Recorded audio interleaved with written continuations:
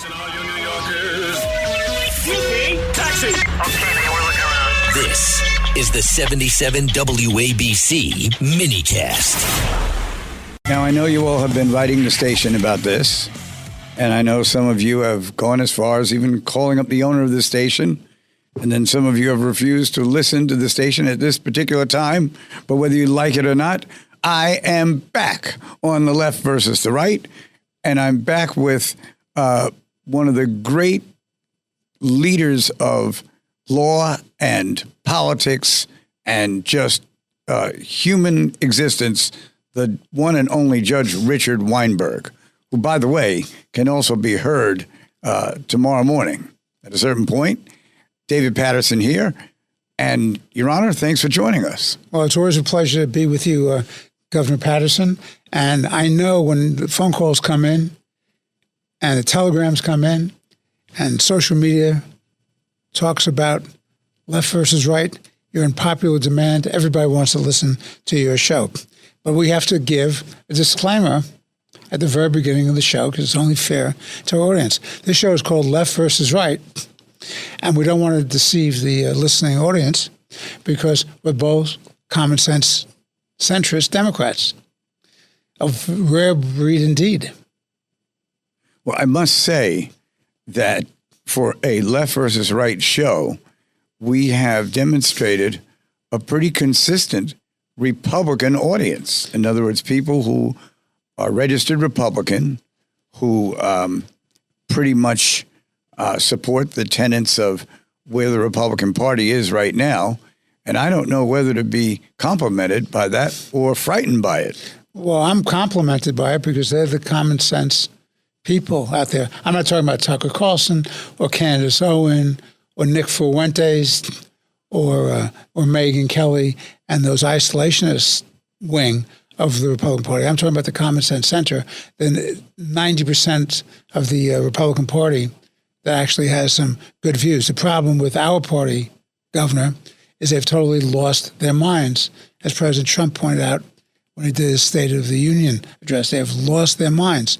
And to me, that's a good segue into talking about this war that's going on, the Iran war.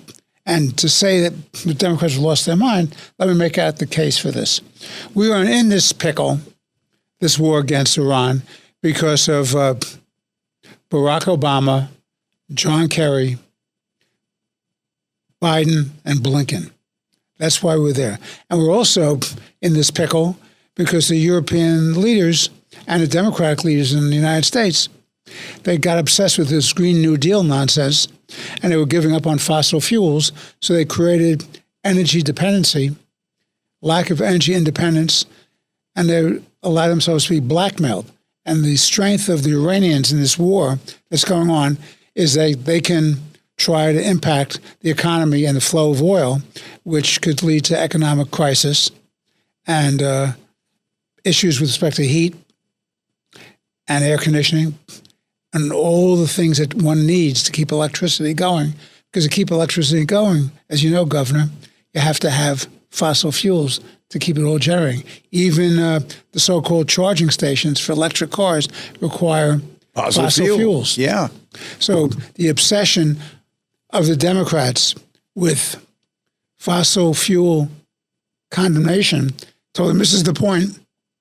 You're not going to get sufficient energy, affordable energy, by solar and wind. Give up that myth and give up that obsession and get into the real world. Focusing a little bit on the Iran war, let me say this to you about that, as Richard Nixon always said. The Iran war is a necessary war. I'm not a warmonger. I'm not an armchair general. But I know when somebody else has a stranglehold over our economy and our national security. And that's what Obama started with his nuclear deal. Kerry sold with his nuclear deal. They were giving a pathway to nuclear weapons, gave all the money in the world that they needed to fund terrorism, to encircle Israel and the Gulf states. They were blackmailing them. Europe was blackmailed. And this was a dangerous world. and with people who are primitives, who are savages, who don't respect life, who believe they have a right under their view of their religion and their view of their political ideology. They have a right to destroy other human beings who don't agree with them, who don't submit to their will. So this is a fight that was inevitable. And to Trump's credit, he was the only president who really confronted effectively in the 47 years that the Iranians have been trying to hold Western civilization hostage. Your thoughts? I wanted to just step back just slightly to ask you about the leadership in Iran. Where do they come off with this idea that they have some sort of superiority? Even just the other day, they issued some press release from somewhere in the government saying that they're not losing the war. In fact, they're killing more of their opposition every day. And there are some opposition that they have killed. But it really shocks me that a country who is in the dire straits that they're in right now would continue to engage in this kind of dialogue rather than trying to find a way to make a deal with the president, who, at least in this situation, has, in a sense, outlined a pathway for them to get out of this circumstance that they're in now, or they are really going to, like he said, they are really going to pay the price. Well, I could give you a number of explanations. And by the way, Richard, I can't believe I heard myself say that, but it's true. Well, that's why you're a common sense Democrat, Governor. So, in my view, you have the following reasons. I'm not saying this is the exclusive reasons. There may be other reasons, but this is what I come up with. There's a psychological term of art called cognitive dissonance, which means fundamentally that no matter what the facts on the ground are, the real reality, you will come up with a rationale and explanation to justify your position. And it's a very interesting concept, and I commend to everyone's attention a book by a professor who taught at the New School named Leon Fessinger, who wrote a book called The Prophecy That Failed. It all deals with this concept of cognitive dissonance, which is the ability of the human mind to rationalize, explain away empirical facts on the ground and to come up with alternative facts, notwithstanding the fact that it's a delusion, to justify their position. So that's cognitive dissonance. You combine that with the ideology of these people in Iran, that they believe their own rhetoric and their own nonsense, their own ideology. They believe that they're preordained to win this victory against Western civilization. And then you have the survival instinct, which is if they admit that they're in trouble, they've been defeated, that this may give rise to internal dissension and rebellion against them and their very existence. Their existential reality is that they could be destroyed by internal dissent. So first they lose the war on the road, and then inevitably they lose the road at home. Exactly. So that to me is an explanation. Is it absolutely correct? I don't know, but it seems to me those are part of that. But this is the problem I have. And before you and I went on air, we were talking about it. Trump is willing to fight the fight, to do what he has to do to try to make the United States and Western civilization safer. The question becomes, what is his end game? What does he think he has to accomplish? What does winning mean? Winning to the Iranians means survival. When I say the Iranians, I mean the current leadership of the Ayatollahs and the mullahs and the theocratic despotism. Survival is a win for them. And in a very real sense, that's exactly right. If they survive this war, that will be a win for them. What's a win for Trump? To me, a win for Trump is the destruction of this despotic regime and putting in the hands of decent common sense people who are more secular than ideological and religious zealots. That to me is a win. Whether you can get there, I don't know. I would hope so, but it's going to be really hard to win that way, but it has to be tried. The problem is that Iran is not without its strengths, and they can do what the military types call asymmetrical warfare. They can block the Strait of Hormuz. Right. The Houthis can be unleashed and try to impact the maritime zones affecting the Red Sea and try to cripple the economy. And as long as you have a crybaby mentality of people saying, the war is going on too long, even though it's only been 4 weeks, or the price of gasoline is going up, it's not fair, it's inflationary. Well, let me ask you a question. You want to pay a few bucks more for gasoline, or do you want to have a nuclear bomb over your head? Because once they have a nuclear bomb, it's the ultimate game changer. What can we do against North Korea? We can't do anything against North Korea in a real sense because they have nuclear weaponry. And that's because Clinton allowed himself to get snookered and kept talking, negotiating, and they plugged ahead and they got themselves nuclear weapons. So what's the game changer? Nuclear weaponry. They have nuclear weaponry, and they believe in a death cult, and they believe that they're going to heaven with all their virgins, and it's preordained that they win, and they don't care how many people die. Then you have a real problem. It makes them even crazier than the North Koreans.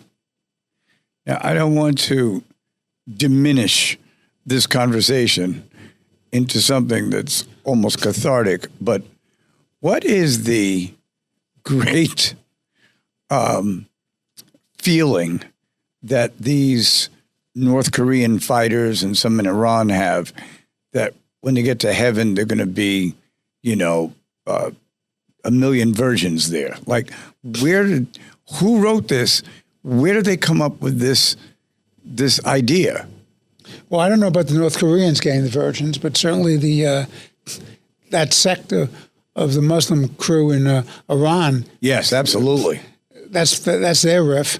I mean, now why they think this is attractive is beyond me, because at my age, it seems to me having all those virgins is a lot of hard work. So consequently, I'd rather take a nap and be left alone. I don't know about you, Governor. I'm pretty much right there with you.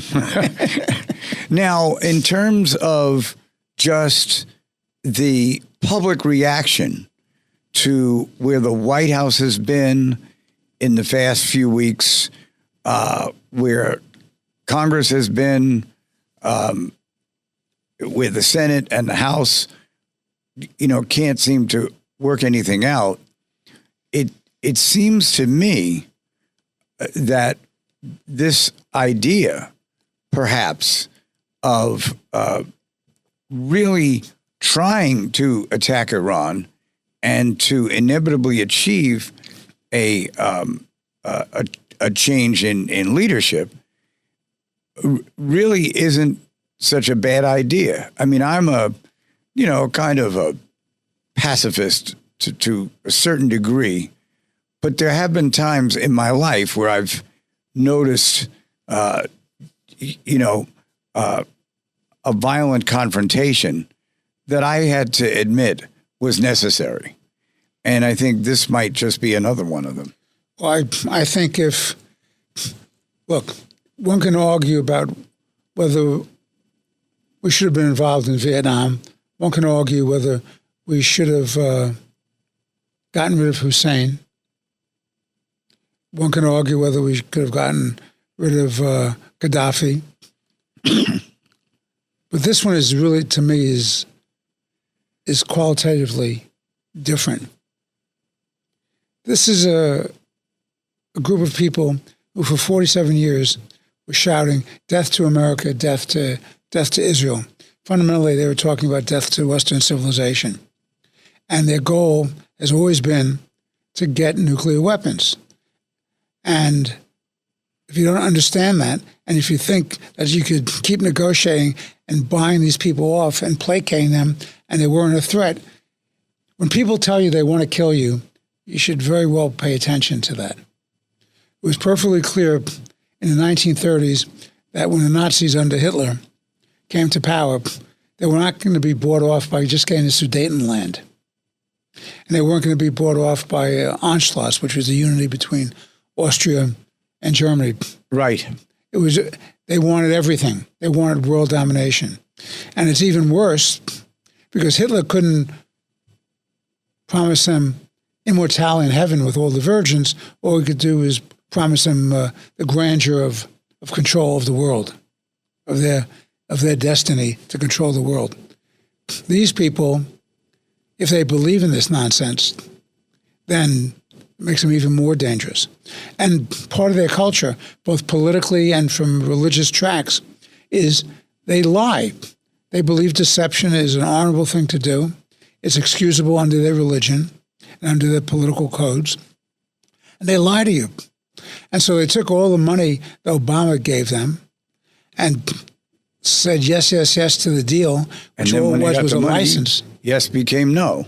Of course. So it's just, and they kept moving and moving and moving. And what happened after the win last June against them by Israel and the United States?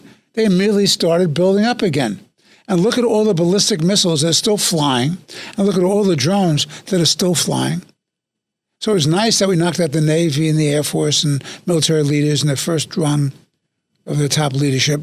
But the fact is, as you and I are chatting here today, they're still fighting. They're still killing people on the inside. And they're still going after the Gulf states. And they're still going after Israel. And they shot in the direction of Europe, towards Turkey, as well as Cyprus. So give me a break. These are dangerous people. So you don't keep talking, because every time you have delay, they keep rebuilding, regrouping, rebuilding, rededication to their effort, which is world domination. It's not a timeout.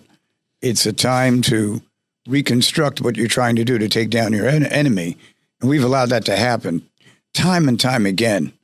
And, you know, it makes me think about John F. Kennedy. Now, I was, 8 or 9 years of age when, you know, he came into office.